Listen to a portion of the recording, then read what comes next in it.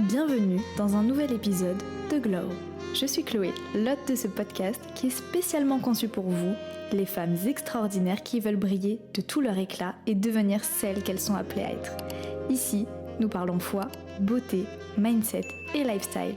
Alors préparez-vous à briller, c'est votre moment, c'est votre temps de Glow. Bonjour à tous, j'espère que vous vous portez tous très bien, que vous avez passé une bonne semaine. Je suis très heureuse de vous retrouver dans ce nouvel épisode de Glow, comme à chaque fois.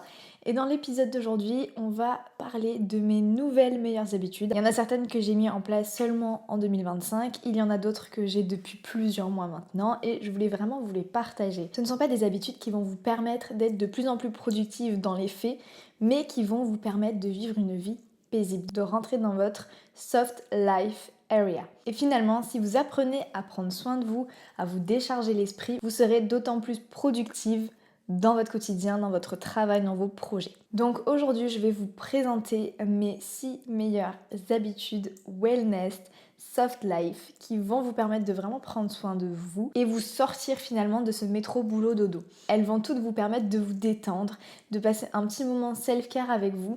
Car le self-care, ce n'est pas seulement se faire un masque pour le visage, vous verrez, il n'y a aucune habitude type beauté, je ne vais pas vous dire d'aller faire un bain, seulement il y a d'autres choses que vous pouvez mettre dans votre quotidien et honnêtement si je vous les présente aujourd'hui, c'est que j'ai testé et j'ai approuvé, j'ai beaucoup de mal à m'en séparer maintenant. Ok stop, j'ai une annonce à vous faire et je ne peux clairement pas garder le secret plus longtemps. Donc, j'ai la joie de vous annoncer que j'organise une masterclass, c'est la session 2. Si vous ne me suivez pas sur Instagram, vous avez dû rater l'information. Donc je vous invite vraiment à me suivre sur Instagram parce que j'ai partagé ma première masterclass qui a eu lieu la semaine dernière, il me semble. Donc suite au partage de ma première masterclass, vous avez été nombreuses à me dire que vous vouliez participer. Donc j'organise une masterclass qui aura lieu le dimanche 9 février à 19h30.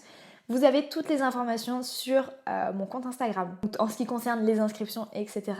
Si vous êtes intéressé, ne tardez pas parce que j'ai ouvert 10 places pour accompagner 10 personnes au cours de cette masterclass, vraiment pour qu'on puisse passer un moment privilégié d'échange, etc. Donc sur la thématique de devenir une femme d'exception. Donc n'hésitez pas à vous inscrire et en fonction, s'il y a trop de demandes, je verrai pour augmenter le nombre de places ou alors de faire une session numéro 3 pour que tout le monde puisse bénéficier de cette masterclass. Donc, allez sur Instagram pour voir toutes les informations, vraiment tout est là-bas. Vous serez au courant de tout et justement si vous ne me suivez que sur YouTube, je vous invite vraiment à aller sur Instagram parce que c'est là-bas que je fais plein de petits sondages pour voir ce que vous aimeriez voir dans l'émission Glow. C'est là où on peut aussi échanger, j'apprends un peu plus à vous connaître et vous à me connaître. C'est là que je partage le plus mon quotidien.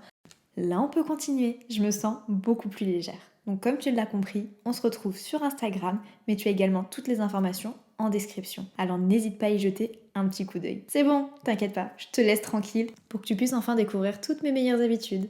Alors on va commencer tout de suite avec la première habitude où je vais vous parler du drainage lymphatique. Alors qu'est-ce que le drainage lymphatique? Vous avez sûrement déjà entendu ce mot sur les réseaux sociaux où on parle du brossage à sec, etc. Donc, ce drainage lymphatique, il se base du coup sur le système lymphatique de notre corps. Ce système est composé de ganglions et de vaisseaux qui sont répartis à plusieurs endroits du corps, il y en a énormément. Ils ont pour objectif d'éliminer les toxines et les déchets du corps, donc vous en avez à différents endroits. Vous avez sûrement déjà vu, quand on parle souvent de massage pour le visage afin de venir dégonfler les joues, souvent on parle justement de réveiller en fait les ganglions qui se trouvent à ce niveau-là. Et en fait, vous en avez partout sur le corps. Alors, quand on le fait, quand on vient faire du drainage lymphatique, donc sur le corps, vous pouvez procéder au brossage à sec. Donc, c'est-à-dire que vous avez une brosse et vous venez passer sur votre corps comme ça.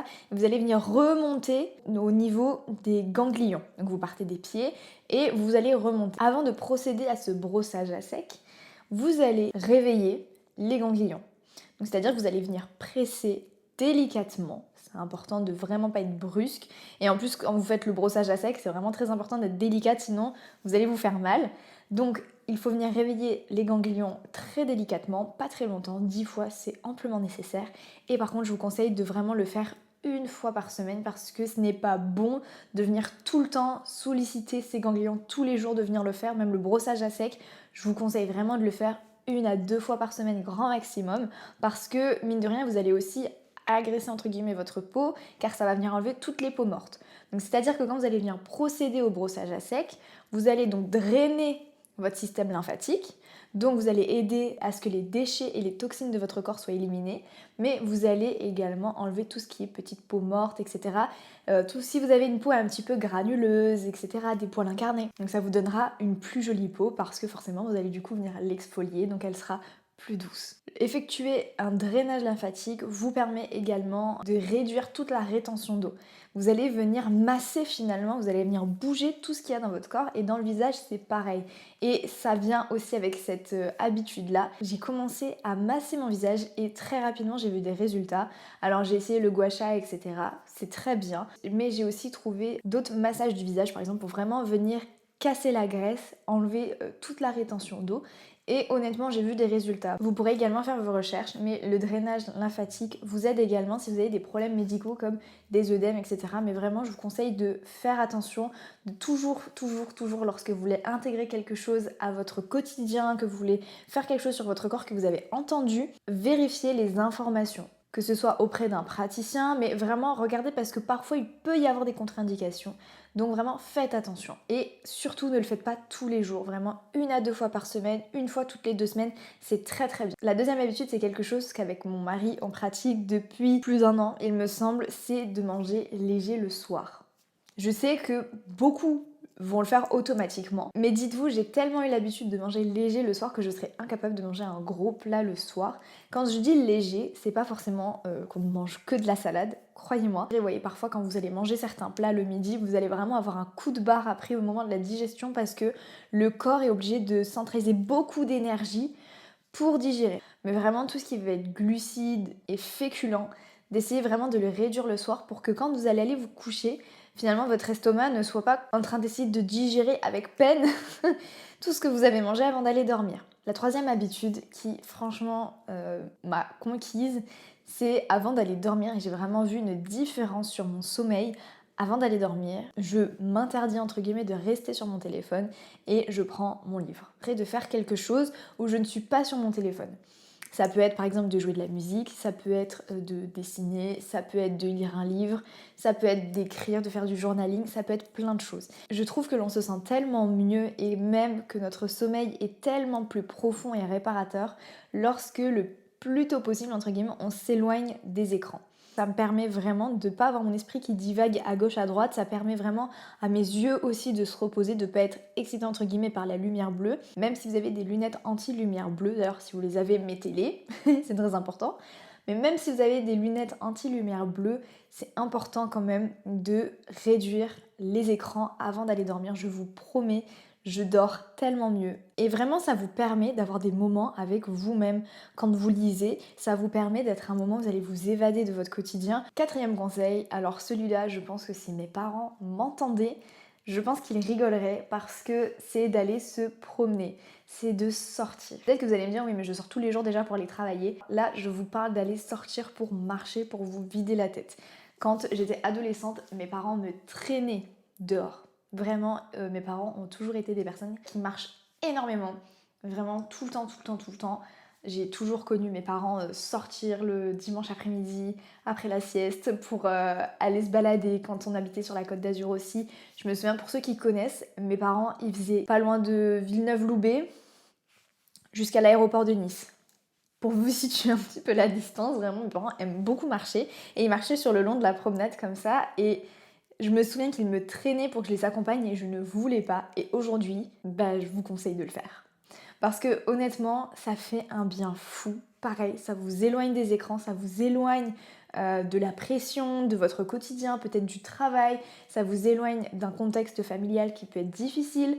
Ça vous éloigne vraiment de plein de choses et vous pouvez transformer ce moment, par exemple, en moment avec Dieu. Vous allez vraiment lui parler de ce que vous ressentez, de vos combats du moment, vraiment, et aussi peut-être de regarder ce qu'il y a autour de vous si vous habitez vers la mer, la montagne, dans la campagne, là où il y a beaucoup de nature finalement. Vous allez pouvoir juste vous émerveiller devant ce qui vous entoure. Et vraiment, laisser la nature vous ressourcer, prendre le temps de respirer. prendre le temps de regarder autour de vous, de lever en fait votre nez de votre quotidien, de la pression, par exemple des dossiers que vous devez rendre, de votre to-do list qui est interminable et qu'il faut faire ceci et qu'il faut faire cela. En fait là vraiment vous allez prendre un temps pour vous, pour souffler. Il me semble, bon, je suis pas sûre, mais il me semble que marcher pendant plusieurs heures était plus bénéfique que d'aller courir pendant 10 minutes. Bon, après, chacun choisit son combat. Une fois, je l'avais fait un lundi matin. Donc, le lundi matin, pour moi, il définit vraiment toute la semaine. Si votre lundi matin, il est productif, que vous arrivez à mettre les choses en place, que vous y retrouvez dans votre to-do list, pour moi, le reste de la semaine va suivre.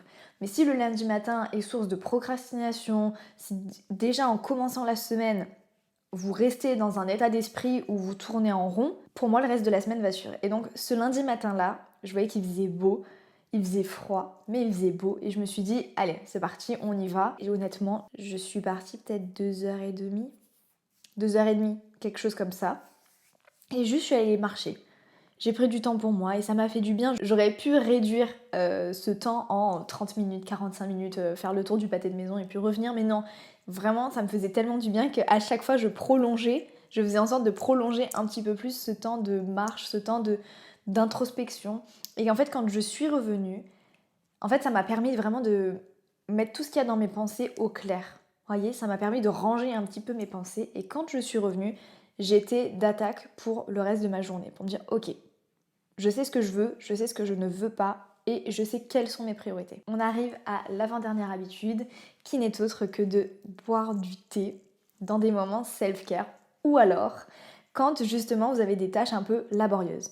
Je trouve, et je redécouvre ça, le fait de boire du thé. Alors si vous n'aimez pas le thé, peut-être changer par quelque chose de différent, mais en plus comme en ce moment il fait un peu froid, euh, j'aurais pu vous parler également d'un chocolat chaud ou d'un cappuccino, du café, mais je trouve que le thé, alors bon, il y a de la théine dedans, mais généralement, je pense que parmi toutes les boissons du même style, le thé est la boisson la plus saine, il me semble, sauf si on en consomme trop, bien évidemment, c'est comme tout, il faut être équilibré. Le fait de boire du thé dans un moment soit self-care, vous voyez comme je parlais tout à l'heure avec mon livre, lorsque je me pose dans mon fauteuil pour lire, j'aime avoir mon petit thé à côté de moi.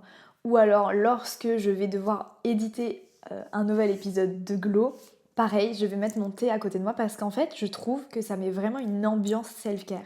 Je trouve, en plus c'est une boisson chaude, en ce moment il fait froid, donc on dit pas non, ça réchauffe. Mais vraiment d'avoir une boisson, d'avoir quelque chose qui vous relie en fait à un moment self-care, qui vous fait vous sentir bien. Et c'est pour ça que je dis que ça peut être très bénéfique lorsque vous faites une tâche qui est un petit peu redondante, qui est un petit peu, voilà, qui ne vous plaît pas forcément, de boire votre thé. En fait, ça va vous permettre de vous rallier quand même à votre côté self-care et de transformer ce moment où vous allez faire la chose que vous n'aimez pas en moment finalement plus calme, plus posé, plus cocooning. Vous voyez, je trouve ça vraiment, ça transforme ce truc-là sans forcément, par exemple, si vous devez faire votre tâche et que vous décidez de vous mettre sur votre canapé ou sur votre lit, là je dirais, bah c'est un piège. Ça va être un piège parce que oui, vous allez le transformer en moment cocooning, mais la possibilité pour que vous finissiez allongé et sur votre téléphone au lieu de faire la tâche que vous devez faire, elle est extrêmement grande. Donc vraiment, c'est pour ça que je vous conseille de vous mettre dans un endroit voilà, où vous allez pouvoir être productif. Donc vraiment, je vous conseille, alors là je vous parle pour le thé, mais ça peut être vraiment de créer des réflexes comme ça, des petits réflexes self-care, des petites choses. Ça va comme avec le fait d'allumer des bougies, c'est que vous allez avoir des réflexes liés au self-care. Le self-care, c'est pas des grandes choses forcément. Comme je disais tout à l'heure, le self-care, ce n'est pas seulement se faire un masque pour les cheveux ou s'épiler les sourcils. Le self-care, c'est vraiment un état d'esprit et je vous invite et je vous souhaite que pendant cette année, vous puissiez rentrer dans une soft life. Vous voyez, souvent quand on imagine la soft life, c'est vraiment une vie qui est loin de la pression, loin de beaucoup de choses. Vraiment, ça, juste, c'est soft. Juste, c'est calme, c'est paisible, vous vous sentez bien. Et comme vous pouvez le voir dans les différentes habitudes que je vous donne, il en reste une dernière, mais dans les différentes habitudes que je suis en train de vous partager, vous voyez, ce sont que des petites choses à intégrer par-ci par-là dans votre quotidien. Quand je vous parle d'aller vous promener, je ne le fais pas tous les jours. Vous voyez, je n'ai pas le temps tous les jours d'aller passer 2h30 à aller marcher. Mais lorsque je peux le faire, je le fais. La dernière habitude, et honnêtement celle-là, elle est révolutionnaire. C'est une habitude vraiment, je conseille à tout le monde, c'est apprendre à être détaché des autres. Mais alors ça, quand vous avez goûté à ça, plus de retour en arrière possible. quand vous avez goûté à la paix que vous ressentez quand vous êtes seul, si quand vous êtes seul vous vous sentez bien, vous allez être inarrêtable. Parce que vous n'allez pas avoir besoin des autres pour avancer, parce que vous n'allez rien attendre de la part des autres. Vous êtes là, avec vous-même, vous vous aimez, vous croyez en vous, vous avez des rêves et vous vous mettez en action pour atteindre ces rêves-là. Mais en fait, que vous soyez entouré ou pas, tout sera secondaire. Je pense que je dédierai un épisode sur le sujet des relations, les amitiés, etc. parce que j'aurais beaucoup de choses à dire. Honnêtement, je pense que j'aurais pas mal de petites choses à vous partager sur ce sujet-là. Mais du coup, ça fait quelques mois maintenant où j'ai appris à être détachée des autres, à ne rien attendre des autres et que même dans mes amitiés, même si j'aime très très fort les personnes qui m'entourent, d'apprendre à être détachée. Ça ne veut pas dire que je ne vais pas m'impliquer dans la relation, ça ne veut pas dire que lorsque la personne viendra me voir pour me raconter les problèmes de sa vie, ça me passera au-dessus. Simplement, je ne vais rien attendre des autres.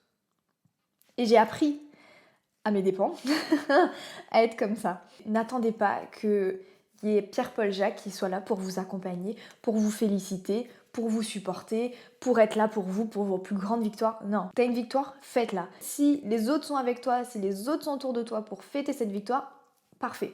S'il n'y a personne, parfait. Parce que il faut avant tout que tu sois ta propre supportrice. Il faut avant toute chose que tu sois la personne qui t'aime le plus au monde. Ok, il faut que la personne numéro 1 qui soit derrière toi pour dire tu vas y arriver, je crois en toi, tu as les capacités, tu peux le faire, ne doute pas de toi, c'est toi-même. Et n'attends surtout pas que les autres viennent le faire pour toi parce que tu vas vraiment être très déçu si tu attends que ce soit les autres qui viennent te supporter. Et on le dit souvent, lorsque vous allez lancer un projet, et ça me fait sourire parce qu'il y a beaucoup de gens sur, je me sens que c'était surtout sur TikTok que j'avais vu ça, beaucoup de personnes se disaient mais pourquoi quand on lance un projet, toujours des inconnus qui viennent plus nous encourager que nos proches. C'est un fait. C'est un fait, il y a des personnes que tu ne connais pas, que tu n'as jamais croisées, qui vont être capables de venir chanter tes louanges sur le travail que tu fais, sur le projet qui est en cours, et des personnes qui sont tes proches, que ce soit amitié, famille, personne ne t'en dira jamais un mot, et c'est comme si le projet n'existait pas, mais c'est pas grave. Si toi tu crois en ton projet, si toi tu fêtes tes victoires, si toi tu es là pour toi, est-ce que tu as besoin des autres? Non. Et si les autres sont là, c'est super, c'est génial, mais s'ils ne sont pas là, ce n'est pas grave parce que toi, tu es là pour toi. Et c'est le principal.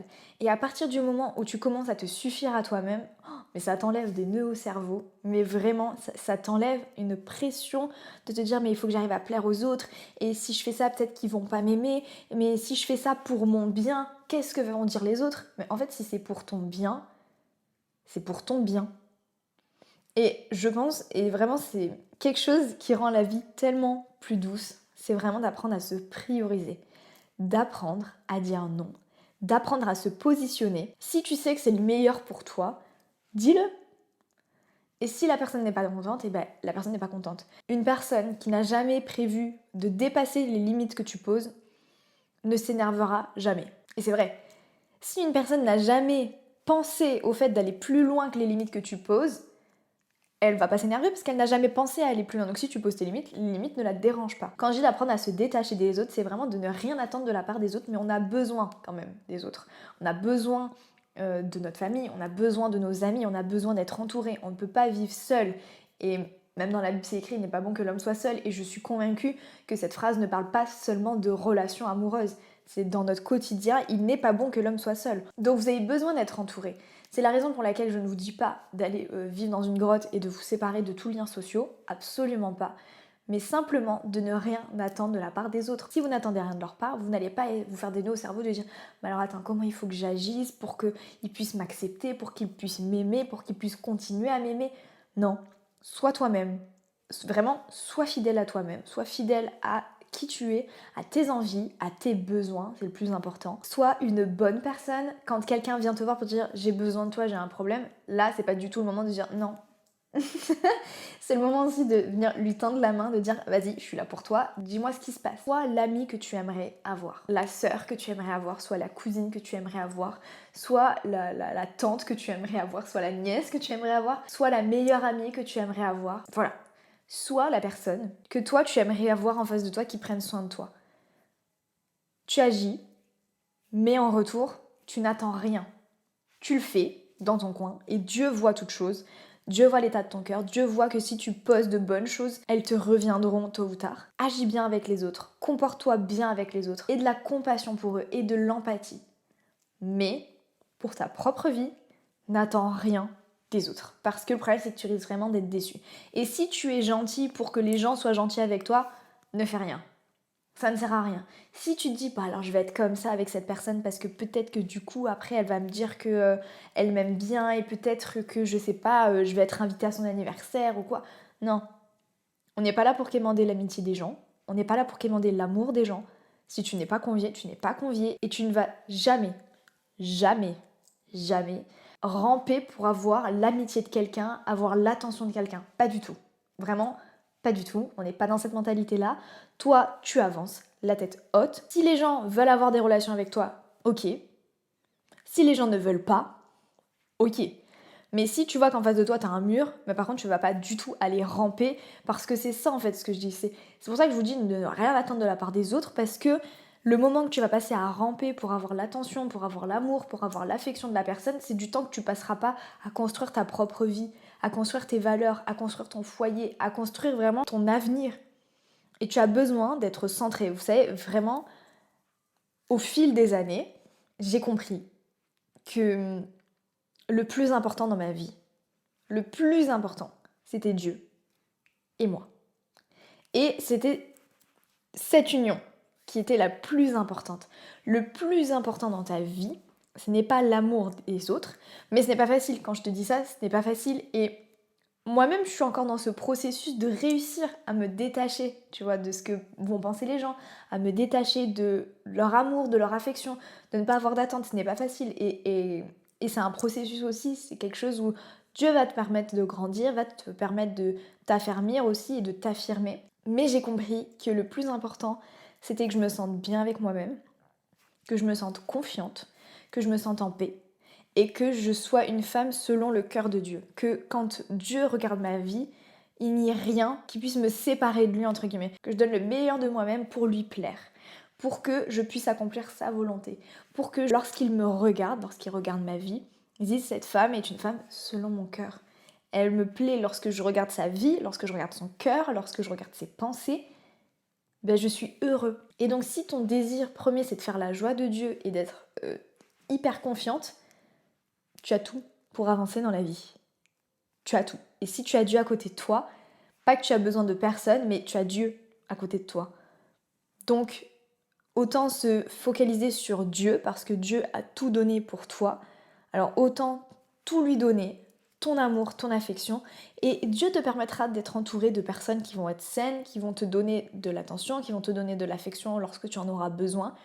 Mais vraiment ne vis pas en ayant envie d'avoir l'attention des gens parce que c'est quelque chose qui va vraiment te pourrir l'esprit et c'est un mini témoignage que je peux vous donner. C'est pour ça que je vous parle de ça parce que c'est ce que j'expérimente dans mon quotidien et pendant des mois et des mois et des mois, voire des années, j'ai vécu dans l'espoir d'avoir l'affection de certaines personnes.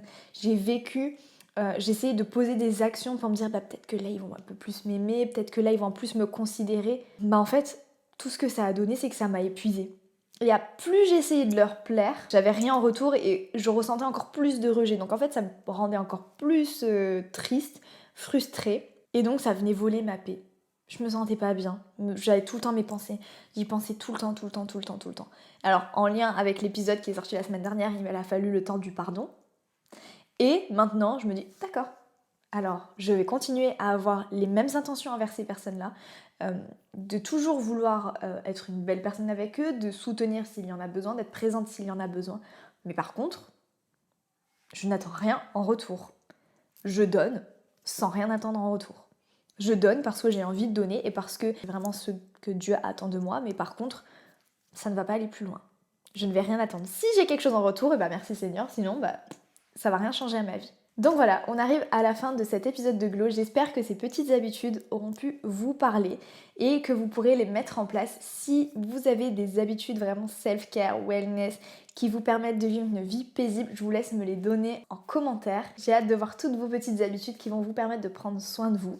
Si jamais il y en a certaines qui vous ont parlé et que vous décidez de mettre en place, Dites-le moi également dans les commentaires. Pour ceux qui ne me connaissent pas, vous avez le lien de tous mes réseaux sociaux en description. J'essaie d'être présente un petit peu partout. Donc sur ces belles paroles, je vous souhaite une excellente semaine et soyez bénis.